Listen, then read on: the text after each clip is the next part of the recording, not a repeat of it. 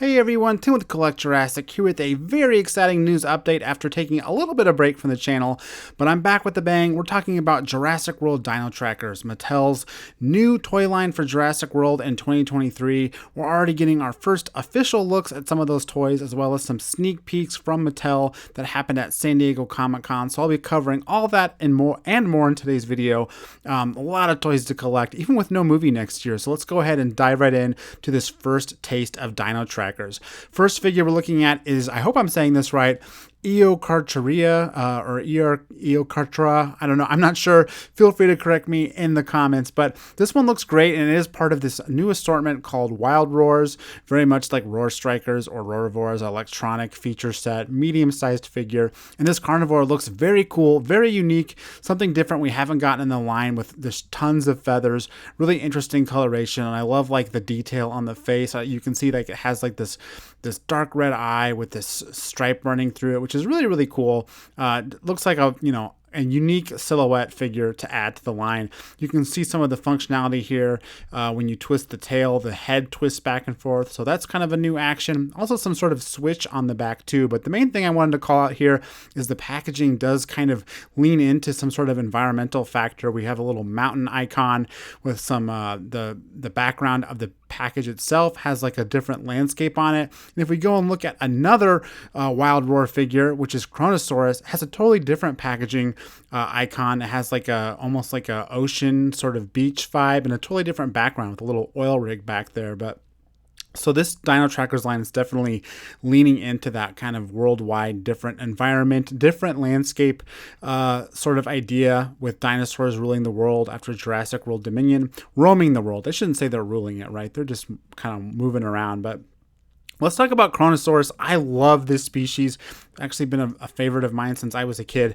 And now we're getting a Mattel figure that's going to be pretty decently sized, similar to Diplodocus, but I guess a different sculpt too. But I'm really anxious to see more shots of this, since we're only getting a kind of a above the head look. But you can see that it has some sort of like almost patterning similar to like water reflection on the bottom of it that looks really, really cool.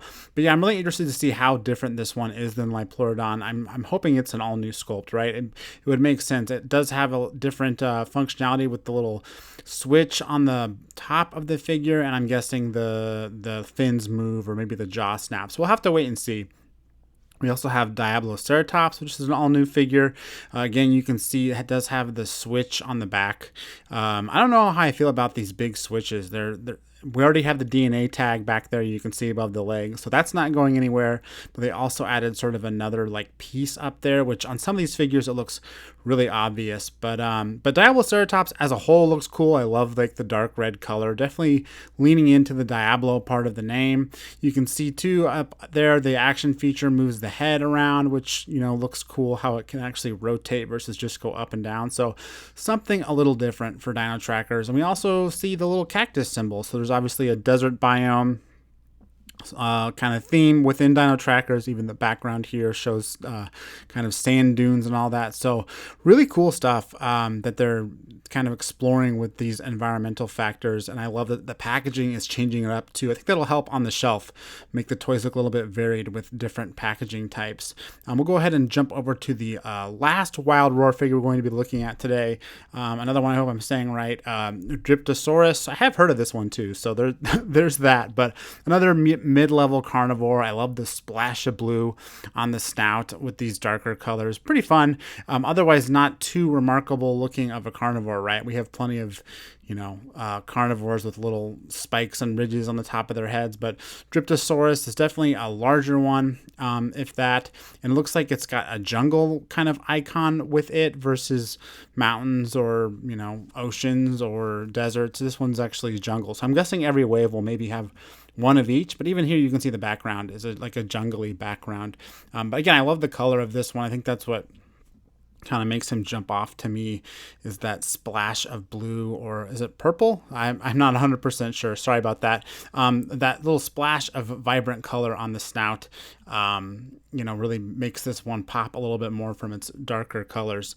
But besides Wild Roar, we do have another bigger assortment called Gigantic Tracker. So think massive action, that $20 non-electronic figure, but with a little bit bigger size and a different play feature. So this is, let me see if I'm getting this name right. This is Sinotyrannus. So obviously related to some sort of tyrannosaur. It's got the little ridges and crests above its head, which is really interesting, and lots of articulation in the tail, which I find interesting. I'm guessing that's so when you move it around, it really flops and moves around with the head and the tail moving at the same time. And this one is a jungle background, jungle environment, so similar to the Wild Roar figure. It shares the same environment as Driptasaurus. So that's interesting that we're seeing across assortments figures sharing the same biome. But the head here definitely is what's the unique defining feature of this particular carnivore, and it looks like it has some sort of like gear with it too. If you can see underneath the head, there's some sort of capture gear, or I guess dino tracking gear. And here with Stegosaurus, you can see too, behind it, there's some dino tracking gear included with this one. Stegosaurus looks like it's part of the mountain biome by the icon on the upper right, but wow, what a wild repaint for the Stegosaurus. Mattel has done lots of different Stegosauruses since 2018, and this new one is definitely a pretty big departure in terms of color. Very, very like light, almost albino if you think about it. I love the way the plates on top are painted as well. It's too bad the plates on the tail and by the neck don't have that same kind of contrasting paint, but they probably just had to cut costs and make those just solid cast plastic, right? But I'm really anxious about these bigger figures with their gear. It's sort of how that fits on. Again, you can kind of see a peek of it in the package behind it, but there's really no photos yet of how that capture gear is really going to fit on these figures for the Dino Trackers line. But there'll be more to come on that, I'm sure, soon enough. But let's go ahead and jump over to another new assortment for next year. Of course, Uncaged Wild Pop Ups themselves aren't new, but looks like we're getting some new figures that also fit into the Dino Trackers theme for next year. And this first one being Spinosaurus. You can see the icon on the upper right. It's sort of like a beach lagoon sort of thing, so fits into those biomes we already talked about. Spinosaurus is new for Wild Pop-Ups. We haven't got one for him. Of course, we have them for Snap Squad, but I will say this coloration they have is very interesting. It's definitely different than any other Spinosaurus we've gotten, so I wonder what the significance there is, if any, or if it's just a cool coloration of a species we already know about. In terms of other Wild Pop-Ups, we have Baryonyx, which is definitely giving us major Baryonyx Grim vibes, right? Or is it Limbo? I think this is supposed to be Limbo, actually, this sort of darker saturated green. So it looks like they're going to be hitting, probably, I know there's another Baryonyx that came out before this that's very much like Chaos. So those Camp Cretaceous variations on Baryonyx are going to be seen in Mattel merchandise, at least for a few years, even with Camp Cretaceous sort of winding down. Those kind of character-driven dinosaur decos are going to be seen in toys going forward, at least until this Wild Pop-Up comes up, right? Hopefully we get the last one Grim here eventually. Also, we got Atrociraptor. I think this is Atrociraptor Red. I know Atrociraptor Ghost is being released in an assortment before this, and there might be even another Atrociraptor for Wild Pop-Ups, but so similar to Raptor Squad, it seems like Mattel is keen on, if they make a sculpt and they release a toy of it with one coloration, they're going to make sure to hit all of them. So you're going to get Ghost, Pantera, Tiger, and Red probably by the end of this Uncaged Wild Pop-Ups assortment. And just for review, because I haven't covered them on the channel, these Uncaged Wild Pop-Ups have this little feature where you kind of make them sit on their butt and their eyes close, then you touch them again and they pop up and their eyes open. So a little bit different functionality than Snap Squad. I know a lot of people, myself included, miss Snap Squad, but this is the replacement, it seems like. So we are getting a Dimorphodon as well. I mean, they obviously are based off of Snap Squad, right? They look almost exactly like it, but they are a little bit bigger. I would say their quality is a little bit less than Snap Squad. They feel like they could break a little bit more easily, but this is still the same aesthetic, right? And they do display next to each other very nicely. So at least one new wave of that hitting next year in 2023, if not more waves for the Uncaged Wild Pop Ups. But yeah, a lot of new official photos of this Dino Trackers line to complement what we already saw at San Diego Comic-Con, which I have not covered on the channel, so I want to take a second and talk about that. This last July, San Diego Comic-Con had Mattel, big presence there at the show, including different panels about their toy lines. Of course, Jurassic World was one of them, where they brought out, the team members, design team members, all that to talk about toys they'd created for Dominion, as well as some new toys coming up. And at the time, they talked a little bit about Dino Trackers, and we have a few early looks at some figures without knowing what assortments they're in. We have Elasmosaurus, which is another like big favorite of mine.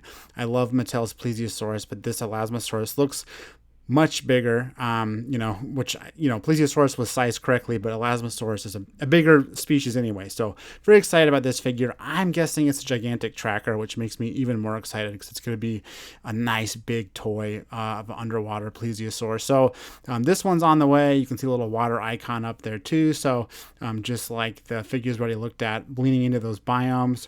We also have a very interestingly named Spinosaurus, not a Giganotosaurus, not a Spinosaurus, but a Stegosaurus, very much like Miragia or some of the other Stegosaurs we've gotten so far. But this is a new figure, new sculpt, interesting paint job too. The desert motif, can't quite see it, but the cactus icons up there, and definitely painted like it belongs in a desert, right? So another Stegosaurus on the way from Mattel. And then the last figure they showed off that we didn't look at official photos of already in this video is Zoanosaurus from the mountains, a very feathery sort of raptor-ish kind of dinosaur. I love the paint application on this one. Reminds me of Prehistoric Planet almost, just lots and lots of plumage and interesting colors that remind me of birds with the different kind of feather coloration. So Zoanosaurus looks like a really interesting new kind of take on dinosaurs that Mattel's just starting to get into with this feather. So excited to see more of that. That's pretty much everything we have to look at this second for Mattel's Dino Trackers line, right? Still pretty early on in the year when we don't expect to see these things until about January, and it's only August barely right now. So definitely over the next few months, as we close out 2022, we're going to be seeing a lot more of this line and a lot more news. So be sure you're staying tuned to Collect Jurassic. Of course, subscribe here on YouTube, but also follow me on Instagram, Facebook, Twitter, all that good stuff, so you can stay up to date on this new line from Mattel. But again, I'm Tim with Collect Jurassic. Thanks for watching, and I'll see you next time.